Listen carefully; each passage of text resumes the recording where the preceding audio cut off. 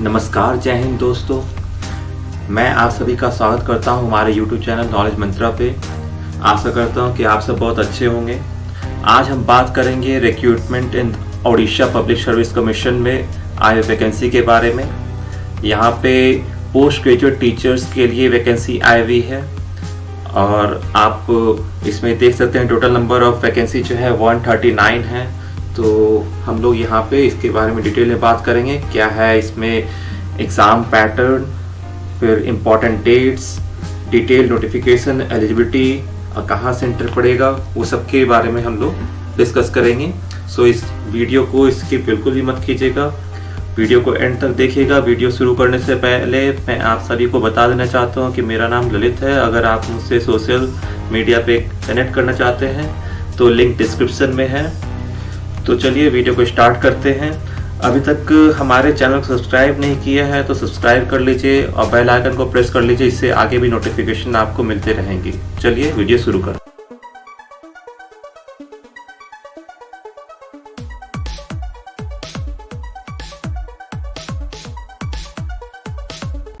चलिए बात करते हैं उड़ीसा पब्लिक सर्विस कमीशन के बारे में। यहाँ जो वैकेंसी आई हुई है तो यहाँ आप देख सकते हैं एडवर्टाइजमेंट नंबर जो है 12 ऑफ 2020-2021। तो यहाँ पे recruitment to the post of post graduate teachers under science stream in group B of the state service for the higher secondary school functioning under ST and SC development department. तो यहाँ पे आप लोगों से online application को invite किया गया है। तो आप यहाँ पे देखिए, यहाँ पे उन्होंने बताया है कि the link for registration and re registration and the payment of the examination fees shall be available from 24/3/2021 to 23/4/2021.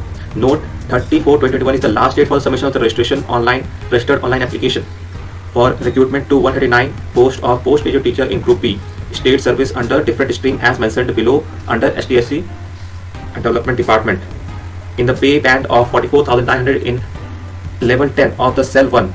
तो यहाँ पे यही बताया जा रहा है कि आपका जो डेट है वो आपने तो समझ ही लिया कि 30 तारीख जो है 30/4/2021 जो है वो लास्ट डेट होगा रजिस्ट्रेशन का, ऑनलाइन रजिस्ट्रेशन जो है। और यहाँ पे जो आपका पे स्केल होगा वो 44,900 इन लेवल 10 पे होगा। और ये जो है यहाँ पे STSC डेवलपमेंट डिपार्टमेंट के अंदर ये आपका रिक्रूटमेंट होने वाला है। और इसके अलावा with usual dearness and other allowances as may be sanction by the government of Odisha from time to time, ये भी आपको क्लियर कर बता दिया गया है कि आपको डियरनेस और अदर अलाउंसेस भी आपको मिल जाएंगे। लेकिन एक चीज़ यहाँ पे लिखा गया है कि द पोस्ट यहाँ पे जो है वो टेम्पररी बेसिस पे है और आगे चल के इसको परमानेंट कर दिया जाएगा, ऐसा माना जा रहा है। लेकिन इसमें कोई ये नहीं बताया कि हाँ कर ही दिया जाएगा, ऐसा नहीं है। बोला जा रहा है कि हाँ ऐसे कर दिया जाएगा।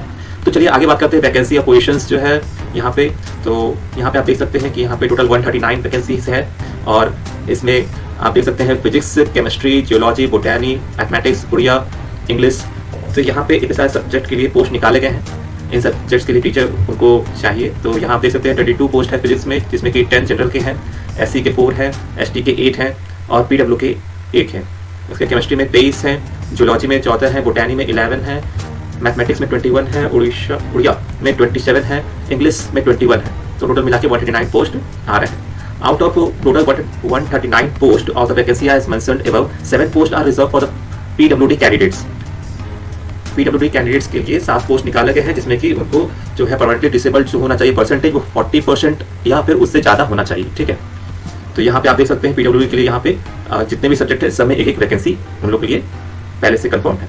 ठीक है, फिर आगे बात करते हैं। तो इसमें जो है आपका candidate belonging to the category of BL, OL and OA HI with suitable aid are also eligible to apply। तो हम लोग इसके बारे में डिटेल में हम देख लेंगे कि ये क्या है यहाँ पे। तो ये जो भी एब्रिविएशंस यहाँ पे दिए हुए हैं तो इनका डिटेल हम लोग देख सकते हैं। तो यहाँ पे आप देख सकते हैं कि BL, OL, OA, HI का यहाँ पे सुटेबल एड का क्या मतलब होता है। यहाँ पे जैसे BL हो गया both leg affected but not arms, मतलब आपके दोनों पैर अफेक्टेड हैं लेकिन आर्म्स आपके अफेक्टेड नहीं है। और OL का हो गया 1 लेग अफेक्टेड, मतलब एक पैर आपका अफेक्टेड है, मतलब आप डिसेबल्ड है 1 लेग से, तो आप इसमें अप्लाई कर सकते हैं। फिर OA हो गया 1 आर्म अफेक्टेड, एक आर्म अगर अफेक्टेड तो आप अप्लाई कर सकते हो। इसी तरह से आप यहाँ पे सब कुछ दिया हुआ है। HI दिया हुआ है partially deaf with suitable aid, अगर आप कम सुन पाते हैं तो इसके लिए भी है, आपके लिए यहाँ पे आप एलिजिबल हो। तो यहाँ पे आप देख सकते हैं अगर कोड HSSTRW का, तो यहाँ पे भी उसके बारे में बताया गया है। ठीक है, work perform by hearing / speaking, S का है वर्क परफॉर्म बाय सिटिंग, फिर ST का है work perform by standing, RW का है work perform by the reading and writing. तो ये साइंस डिसिप्लिन के स्पेशली है। और अगर हम बात करें आर्ट डिसिप्लिन की तो उसमें थोड़ा सा चेंजेस है, इसमें RW नहीं मेंशन है, इसमें RW मेंशन है, तो बाकी सब कुछ एज इट इज सेम है। ठीक है, तो यहाँ पे आपको जितने भी है यहाँ पे आपको डिटेल में देख लीजिएगा। मैं आप लोग को ये नोटिफिकेशन डिस्क्रिप्शन में डाल दूंगा, आप अच्छे से इसको समझ लीजिएगा, देख लीजिएगा। मैं आपको और भी चीज़ बता देता हूँ इसमें। जैसे कि अगर बात करें एज का, तो एज आपका 21 ईयर्स होना चाहिए मिनिमम, और मैक्सिमम आपका 32 ईयर्स होना चाहिए age on first day of January 2021। He or she must have been born not earlier than 2 January 1989 and not later than 1 January 2000। Okay, so यहाँ पे आपको अच्छे से समझ लीजिए कि person with disability belonging to ST, SC, SE, BC category are eligible for age relaxation benefit of 15 years. बाकी भी एज रिलैक्सेशन दिए गए हैं, जैसे कि 5 years for the SC, ST, socially and educationally backward classes, ठीक है, women and ex serviceman, and by 10 years उन लोगों को 10 ईयर्स दिए गए वुमेन और एक्स सर्विसमैन के लिए। और बाकी जो PWD कैंडिडेट है जिनका 40% से एबव डिसेबिलिटी है उनको यहाँ पे एलिजिबल कराया गया है। ठीक है, तो ये चीज़ यहाँ पे मेंशन है। अगर हम लोग बात कर ले कि date of the birth enter in the high school certificate or equivalent certificate issued by the concern board will only be accepted. जो डेट आपका 10th या फिर 12th में आपका जो मेंशन है उसी को एक्सेप्ट किया जाएगा यहाँ पे। अब एजुकेशन क्वालिफिकेशन की हम लोग डिटेल में बात कर लेते हैं। तो यहाँ पे एजुकेशन क्वालिफिकेशन में आप देख सकते हैं, पहला है masters degree in the subject concern from the recognised university with at least 50% in aggregate. ये आपका फर्स्ट क्राइटेरिया है। उसमें और करके दिया गया है कि must have possess 2 year integrated post graduate MSc course from the regional college of education NCERT in the concern subject with minimum 50% marks in aggregate. या फिर आप एक और चीज देख सकते हैं, सेकंड नंबर पे लिखा गया है कि हैव BEd और equivalent degree recognised by the national council for teachers education new Delhi as equivalent with BEd from the recognised university. तो ये आपको चीज मेंशन किया गया है। और यहाँ पे B सेक्शन में लिखा गया है डिजायरेबल क्वालिफिकेशन में डिप्लोमा और degree in computer application is desirable qualification subjected to production of certificate in support of above qualification obtain from the recognised university और द कॉलेज और इंस्टीट्यूट। तो ये भी यहाँ पे मेंशन कर दिया गया है कि अगर आपने डिप्लोमा या डिग्री किया है कंप्यूटर एप्लीकेशन से तो आप इसमें एलिजिबल हो, लेकिन रिकॉग्नाइज्ड यूनिवर्सिटी होनी चाहिए या फिर कॉलेज होना चाहिए। अब बात कर लेते हैं हम लोग एग्जामिनेशन फी के बारे में। Candidate is required to pay a non refundable and non adjustable fee जो कि 500 है। और candidate belonging to ST, SC of Orissa and people from disabilities जिनका जो डिसेबिलिटी है 40% उससे ज़्यादा है, उन लोगों को फीस नहीं देना है। यहाँ पे ये चीज़ साफ साफ बता दिया गया है। Candidate are required to make online payment of the application applicable examination fee through OPSC portal using debit card, credit card, net banking facility and other financial instrument and listed in the payment page। तो जो भी payment page पे जो भी financial instrument वहाँ पे है उसके थ्रू ही आपको फी पेमेंट करना है, डेबिट कार्ड, क्रेडिट कार्ड जो भी वहाँ पे दिया गया है। ठीक है, और ये नॉन रिफंडेबल है। The fee paid shall neither be refunded, जो कि मैंने अभी बताया इन एनी सर्कमस्टेंसेस, वही चीज़ है।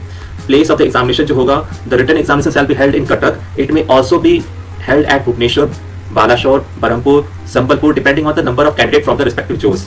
जैसे कि अभी तो स्टार्टिंग में आपको बताया गया कि कटक में होगा अगर कम स्टूडेंट्स अप्लाई करते हैं। अगर ज़्यादा स्टूडेंट्स अप्लाई करते हैं तो यहाँ पे रिस्पेक्टिव जोन्स जो है उसके दरमियान देखा जाएगा कि यहाँ पे भुवनेश्वर, बालाशोर, बरहमपुर और संबलपुर में भी आपको एग्जाम सेंटर मिल सकते हैं। The candidate are to mention their choices, आपको चॉइसेस आपको डालना है। जब भी एग्जामिनेशन वाला एप्लीकेशन भर रहे होंगे उस टाइम पे आपको मेंशन कर देना है कि आप यहाँ पे एग्जाम सेंटर आप चाहते हैं। तो ये चीज़ हो गया। अब बात करते हैं मेथड ऑफ सिलेक्शन। इसमें 2 मेथड है। पहला मेथड में आपका रिटन एग्जामिनेशन होगा जो कि इंग्लिश होगा, जनरल इंग्लिश होगा, कंप्यूटर एप्टीट्यूड, फिर pedagogy, then general knowledge and subject concern for which the vacancy have been advertise. तो यहाँ पे टोटल 1 2 3 4 5 तो यहाँ पे आपको जो इंपॉर्टेंट सब्जेक्ट्स हैं उनको कंसिडर किया जाएगा एग्जामिनेशन के लिए। और इसमें जो है ऑब्जेक्टिव टाइप क्वेश्चन होगा, मल्टीपल चॉइस क्वेश्चन, और टोटल 150 मार्क्स के होंगे और 150 क्वेश्चंस भी होंगे। आपको 3 घंटे दिए जाएंगे इसको कंप्लीट करने के लिए। अब बात कर लेते हैं हम पार्ट 2 जो कि पेपर का है। इसमें पार्ट ए में कंपलसरी है, पार्ट बी में आपका कंसर्न सब्जेक्ट से रिलेटेड है। अब डिटेल में हम तो देखते हैं कि कैसे कैसे यहाँ पे मार्क्स डिस्ट्रीब्यूशन किया गया है।